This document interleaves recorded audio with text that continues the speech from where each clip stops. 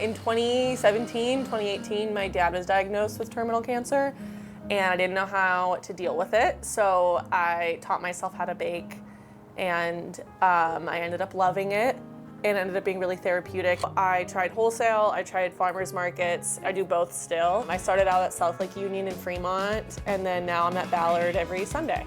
I care a lot about the aesthetics of this. This is kind of mimicking, my goal was this was gonna be the older sister of my farmer's market booth, and I just wanted it to be a fun, cute place for people to come into.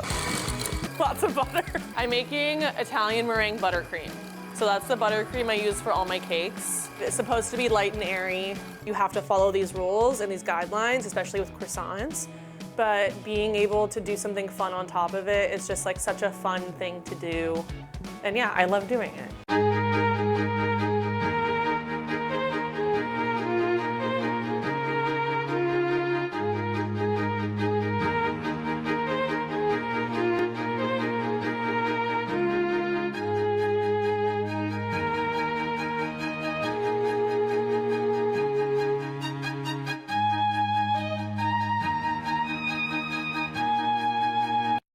I visited the one and only Savannah Woods in a place that she calls Oasis to learn more about her music.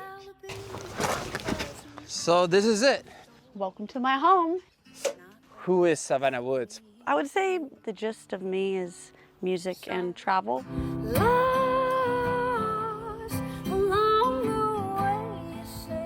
Where's the inspiration coming from? I write when I feel really drawn or pulled to write, or there's something really strong in me that I want to get out. And every song kind of writes itself in different ways.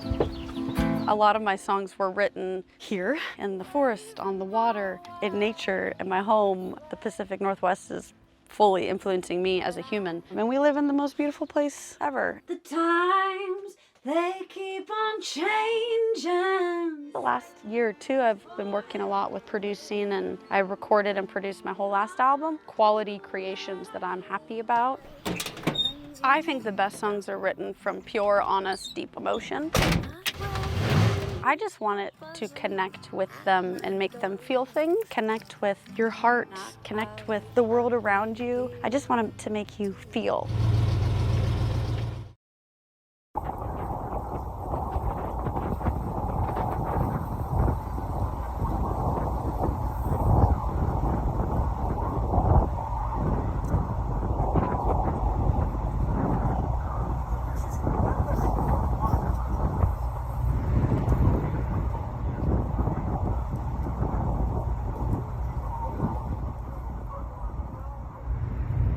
There.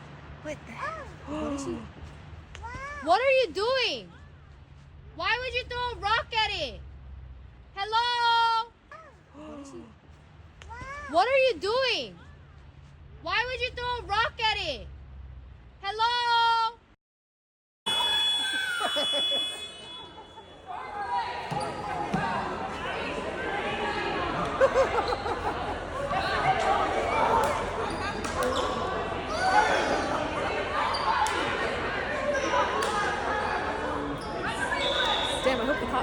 Someone donated a grenade to a Goodwill in Tacoma, and now police are trying to figure out who donated this. It happened yesterday afternoon near 6th Avenue and South Shirley Street. An employee found the grenade in a donation bin. At one point, the store was evacuated while police investigated. They determined the grenade was not functional, and thank goodness they did.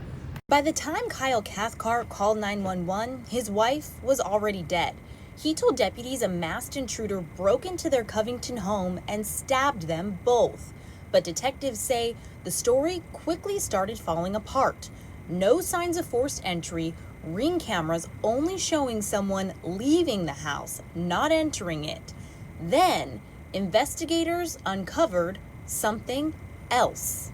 According to court documents, the couple was expecting a $61 million payout from pending civil lawsuits. Detectives say Cathcart later confessed to killing his wife, Jody, and staging the scene before calling 911. Today, he refused to appear in court, but a judge found probable cause for murder one. Well, I am about to do something that is quite possibly the craziest thing that I've ever done in my career. The smoke and the heat. The heat's going to be the big thing, so prepare yourself for the heat. We are going to be going into a simulated house fire.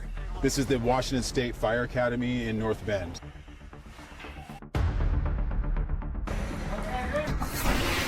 Why did you decide to ask us to do this? Have people that can share a story, experience what firefighters experience, and really help us get that word out about how special this profession is. And it really did get very hot, so you wanted to stay low. Those flames are real, Jake.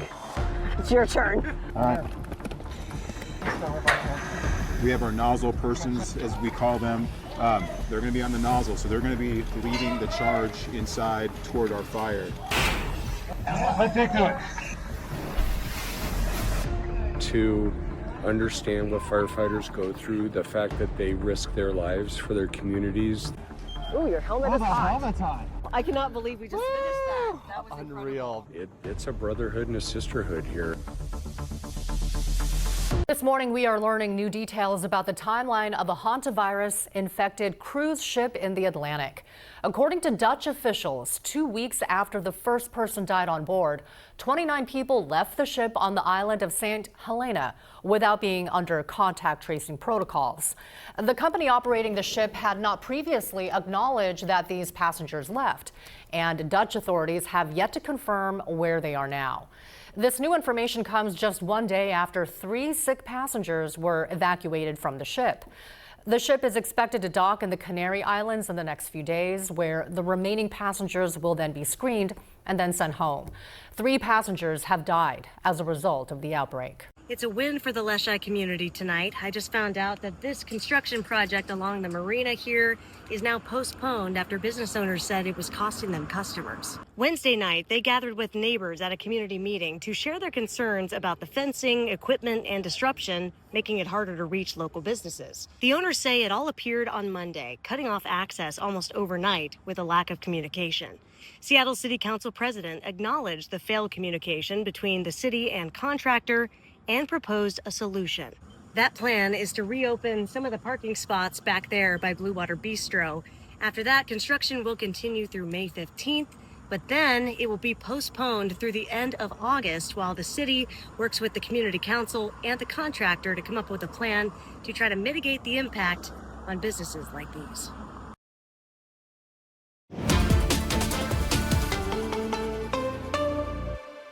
It's a hell of a thing to be dying from cancer. Yeah, it's a hell of a thing to be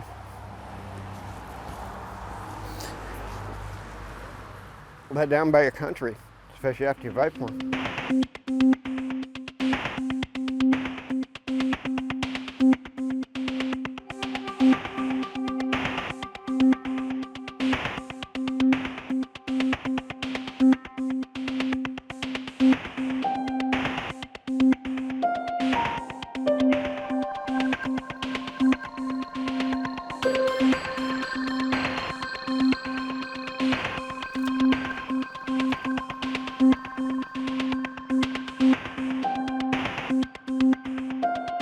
Die with dignity. To just die with dignity. Sure, it's not like this.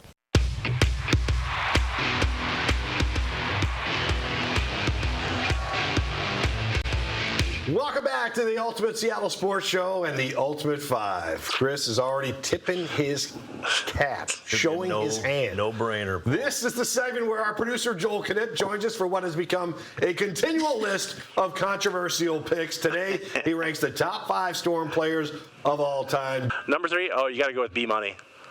B-Money was... What? I love Betty Lennox, but I don't think she's top 5. I have Betty Lennox as my first off the list, honorable mention. Okay. I mean, one-time champion, one-time finals MVP, not even close to the rest of my top 5. Okay, but she gets props in the room, which is cool. Yes, right, by the way, you have Betty Lennox over Brianna Stewart. It's insane. I'm just saying that. It's insane.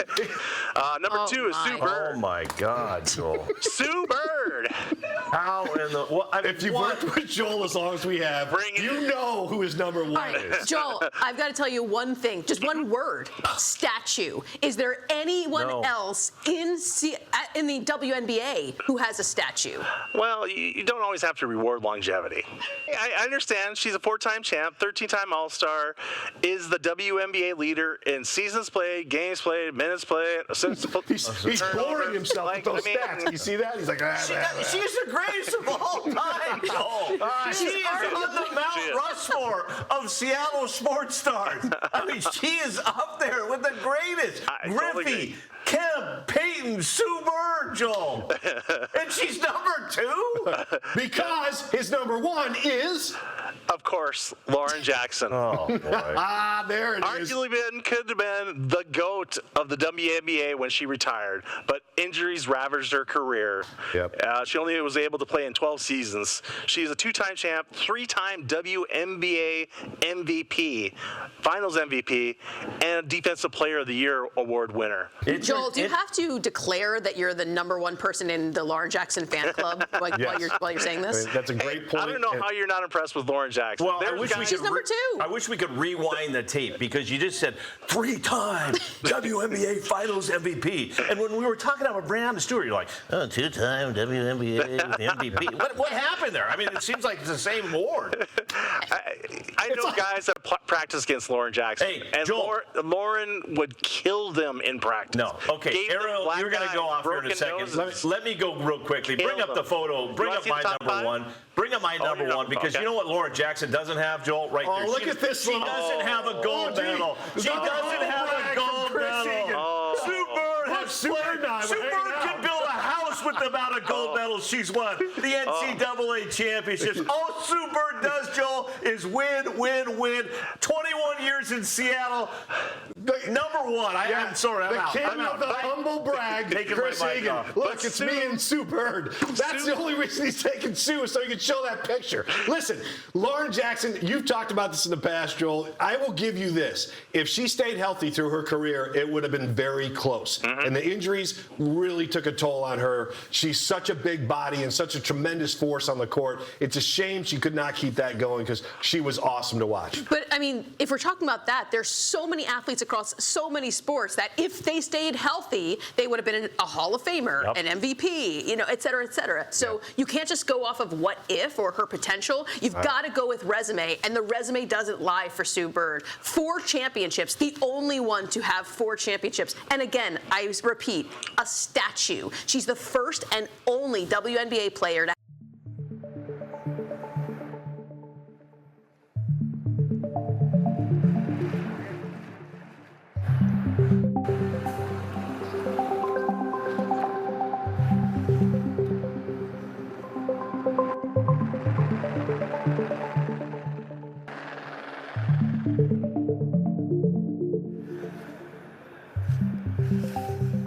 I just don't want to get rid of all those stories. It's an iconic piece of Bellingham, Whatcom County history.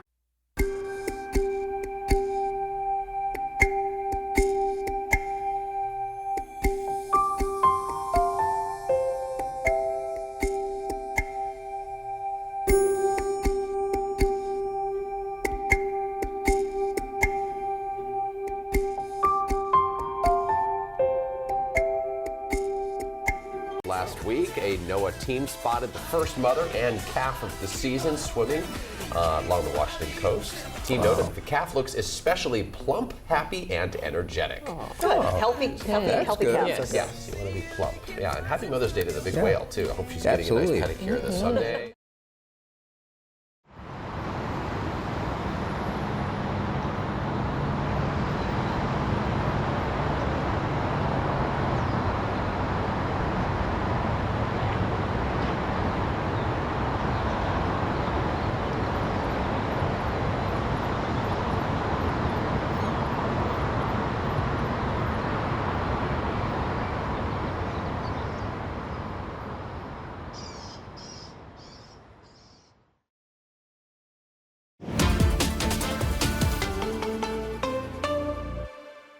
A suicide note from Jeffrey Epstein, at least one that a cellmate of his in 2019 said was found in a book in the cell, and that cellmate says that Jeffrey Epstein wrote it. Now, this note, it's very hard to read, and it hasn't been authenticated by the Justice Department. They stand behind transparency, but they say, not sure if this is real at this time. However, this cellmate who found it, he says his lawyers have looked at it and the handwriting is correct. What the note says, it says, they investigated me for months, found nothing, so 15-year-old charges resurrected. It is a treat to be able to choose one's time to say goodbye. What do you want me to do? Burst out crying. No fun, not worth it, with exclamation points. So this is apparently the suicide note of Jeffrey Epstein when he tried and did not succeed in killing himself in 2019, weeks before he actually died. Also coming at a time where the Justice Department has released millions of files. Just add this to the pile, but it's coming out because the New York Times went to court for it and asked for it to be released because it was in the hands of his cellmate and not the Justice Department itself. Well, if you're a parent or a grandparent of a young child, this story's for you. We don't cover these very often, but every year a few thousand kids are treated at the ER after swallowing batteries, usually those small button batteries. We're talking one child every 3 hours nationwide, that according to the National Safety Council. They often pass right through the body within just a few days, no big deal, a little scary. Sometimes they can get hung up and cause a chemical burn that can be fatal. Energizer just upgraded its child-safe lithium button batteries with what it now calls Ultimate Child Shield technology. Child swallows the batteries. It prevents them from getting that chemical burn internally. They already come with child-resistant packaging. They have bitter-tasting coating to discourage ingestion, and they'll actually dye your kid's mouth blue if they put it in their mouth. All businesses along Highway 2 are nearing the start of the busy summer tourist season. But for Vic's Burger Shack, it's the start of an entirely different new season of business. Oh my God, it looks amazing in here. The fire pretty much, we think, kind of broke out in this area. The bright white inside is a stark contrast to last August. Soda drinks were back here that feed up to the front. Jennifer Vick says an electrical fire led to this. It was the most destruction I've probably ever seen. It was crazy. I never realized how destructive a fire was until it happens to you. An issue with insurance meant they didn't get any money, so the community stepped up. $26,007. It's insane. Friends and strangers jumping in to rebuild this space, getting them through the hard times to a brighter season ahead. A cacophony might be more appropriate than the symphony, although that's what usually happens right here at Seattle's beautiful Benaroya Hall, where the big headliner would be their historic news. Yes, for the first time in their 123-year history, they have a female conductor. Grammy-winning music director Shen Zhang is here, and timing is everything. They're getting a refresh. Yes, construction is underway. They're calling it Amplify, and it's not just a facelift, it's a full vibe upgrade. Think less intermission hallway, more stay a while, grab a drink, make a night of it. In fact, the Seattle Symphony says this isn't just a small change. This project is a part of a multi-million-dollar investment into the future of Seattle Symphony and its place here in downtown Seattle.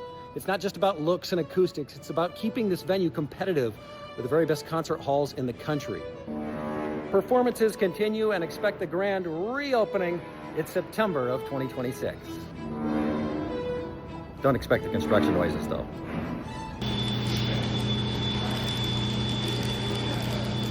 Some business owners here on Occidental say they're still trying to figure out exactly how all of this is going to work, especially with delivery drivers being blocked from certain areas during the closures. So here's a look at the matchday pedestrian zone so you can see what this looks like. It runs all the way from James Street and Yesler Way down to T-Mobile Park. SDOT says these street closures are designed for huge World Cup crowds. About 100,000 people are expected around Lumen Field each match day. The idea is to help manage long lines at the gates early entry and the watch parties spread across Pioneer Square. The closures would start as early as 2 a.m., well before fans even show up for these matches. For businesses down here, it's a mix of excitement and uncertainty. The Hall on Occidental, which is located right next to the stadium, says they're preparing for a very different kind of crowd than typical Seahawks or Mariners games. The city has been very cooperative and really making sure we know what the specifics are with getting deliveries and doing those things, and they've done a great job.